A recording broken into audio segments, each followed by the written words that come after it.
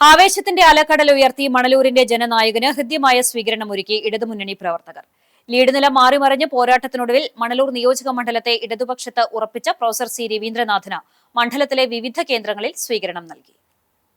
സമാനതകളില്ലാത്ത വെല്ലുവിളികളെയെല്ലാം പ്രതിരോധിച്ച മണ്ഡലത്തിൽ ഇടതുപക്ഷത്തിന്റെ വിജയഗാഥ തുടർന്ന പ്രൊഫസർ സി രവീന്ദ്രനാഥ് തനിക്ക് വിജയം സമ്മാനിച്ച വോട്ടർമാർക്ക് നന്ദി പറഞ്ഞും തുടർ വികസനം ഉറപ്പു നൽകിയും മണ്ഡലത്തിൽ പര്യടനം തുടരുന്നു.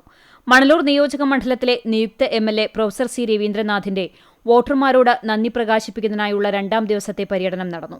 മുല്ലശ്ശേരി പഞ്ചായത്തിലെ തിരുനെല്ലൂരിൽ നിന്ന് ആരംഭിച്ച പര്യടനം മുല്ലശ്ശേരി, എളവള്ളി, പാവർട്ടി, തൈക്കാട്, കണ്ടാണിശ്ശേരി, ചൂണ്ടൽ എന്നീ പഞ്ചായത്തുകളിൽ പര്യടനം നടത്തി.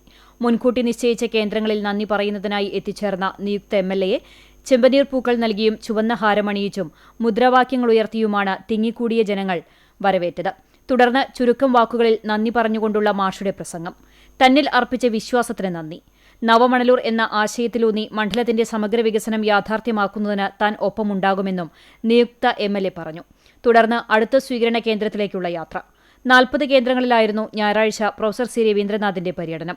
LDF മണലൂർ മണ്ഡലം convener T V Haridasan, chairman VR Manoj, treasurer Usha Prabhukumar, CPIM Manalur area secretary PA Rameshan, VG Subrahmanyan, VN Surjith, MB Praveen, PG Subidas, AK Hussain, KP Ali, Geetha Bharathan, Ashiq Valiyakath, PA Shine, BR Santhosh, Babu Antony, MA Shaji, CK Sadanandan, CJ Baby, PB Anoop തുടങ്ങിയവർ വിവിധ കേന്ദ്രങ്ങളിൽ നിയുക്ത എംഎൽഎയെ അനുഗമിച്ചു.